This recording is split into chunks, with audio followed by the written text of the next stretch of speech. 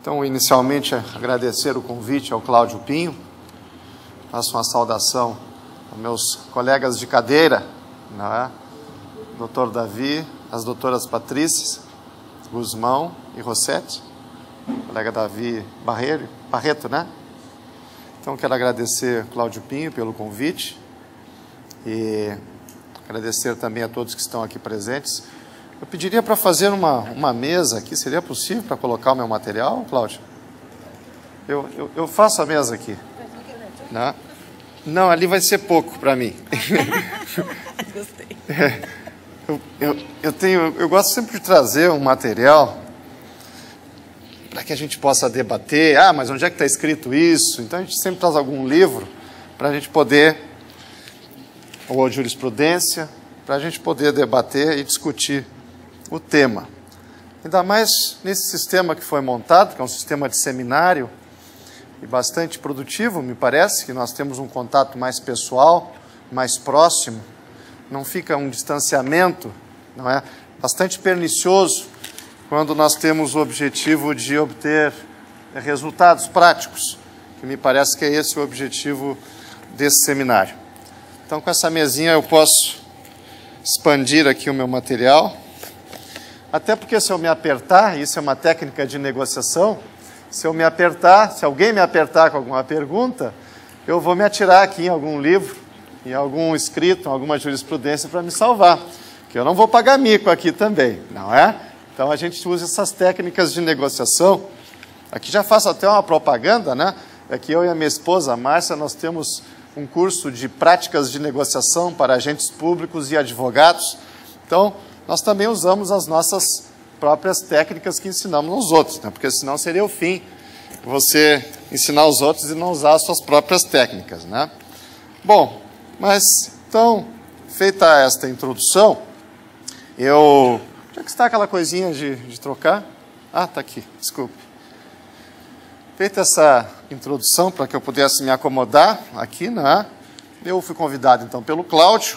Eu já tenho alguma experiência nessa área de cartéis, fiz várias investigações de cartel, falava para o Cláudio, investigação do cartel do pão, cartel do gás de cozinha, cartel de combustível, cartel da areia. Então tenho alguma experiência na área de cartéis e também na área de consumidores. Desde 1993 eu trabalho na área do direito do consumidor.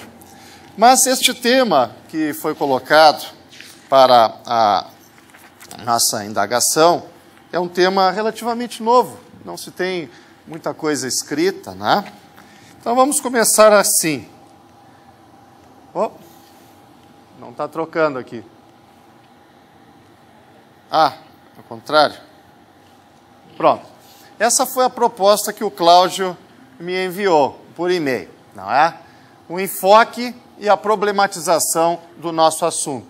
Então, no último dia 29 de março, o governador do estado de São Paulo editou uma portaria determinando a criação de um grupo de estudos sobre sistemas automáticos de arrecadação com o objetivo de analisar as questões relevantes do setor das concessões rodoviárias, devendo elaborar um relatório até o próximo dia 30 de junho. Identificamos a possibilidade, então, de gerar um conteúdo jurídico, que é o que estamos aqui tentando fazer, como meio de contribuir para o dimensionamento e solução dos problemas que ocorrem sob a perspectiva jurídica. Um deles seria a possibilidade de serem estabelecidos monopólios na prestação dos serviços de pedágio automático. Então, essa é a nossa problematização. Esse é o objetivo pelo qual nós estamos aqui. Como a professora Patrícia já colocou, não é? Agregaria só um ou dois princípios, né? O nosso ícone dogmático jurídico, ou seja, do mundo da normatividade, seria então o artigo 170, que fala da propriedade privada, temos que respeitar a propriedade privada, a função social da propriedade, que é algo que começou ali com muita intensidade a Constituição de Weimar, não é? No início do século passado, a livre concorrência, a defesa do consumidor e a defesa do meio ambiente. Isso já foi falado pela professora Patrícia. Eu iniciaria, então, falando desta filosofia genuinamente brasileira, que foi trazida a nós por Miguel Reale, que é o culturalismo. Né? Miguel Reale, então, foi o coordenador, não é, do nosso Código Civil, coordenou os trabalhos. Miguel Reale, então, ele nos traz o conceito de cultura. Toda a formulação jurídica, pelo menos no direito brasileiro, não é, estaria alicerçada na cultura. Isto é um conceito fundamental. O que é cultura? A cultura é tudo aquilo que o ser humano experiencia de maneira relevante. Tá?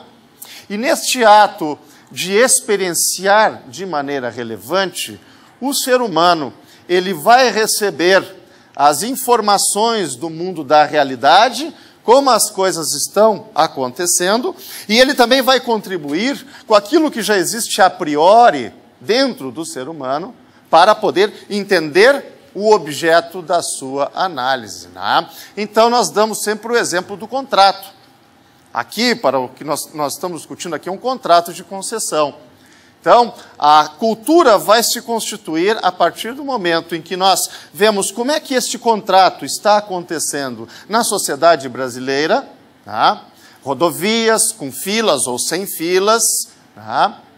Um serviço seguro ou não, e vamos levar para a apreciação deste nosso objeto de conhecimento, que é o contrato de concessão, vamos levar os nossos entendimentos a priori, né?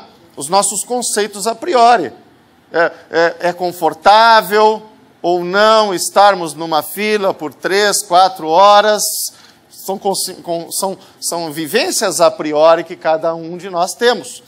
E quando lançamos estas nossas vivências a priori em relação ao nosso objeto, nós fazemos este intercâmbio e conhecemos, então, o nosso objeto de análise. Isso, na filosofia, se chama ontognoseologia, ou seja, o objeto me lança informações e eu também lanço as minhas informações, e dessa síntese nós temos, então, um resultado interpretando uma determinada situação fática, um contrato, no caso que nós temos aqui, né, de modo a gerarmos uma cultura que será fundamental para que nós depois possamos fazer a análise jurídica.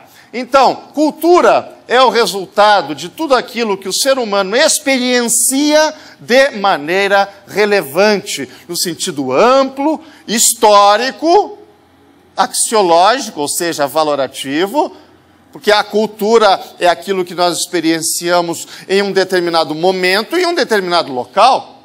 Professor Mark, por exemplo, né? Aqui no Brasil, hoje, professor, se nós estivermos andando em um veículo sem airbag, este veículo não é considerado um veículo defeituoso.